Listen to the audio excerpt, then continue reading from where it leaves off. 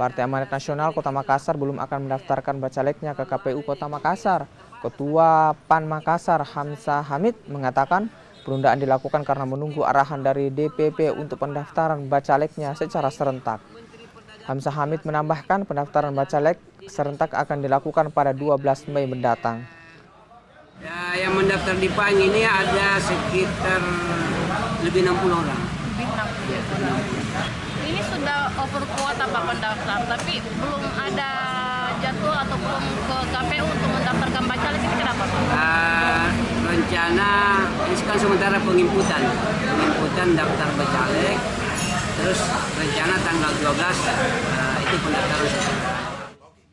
Sementara Partai Kebangkitan Bangsa Kota Makassar menunda pendaftaran karena baru saja melaksanakan uji kelayakan dan kepatutan bacalek dan masih menunggu hasil uji kelayakan dan juga kepatutan keluar.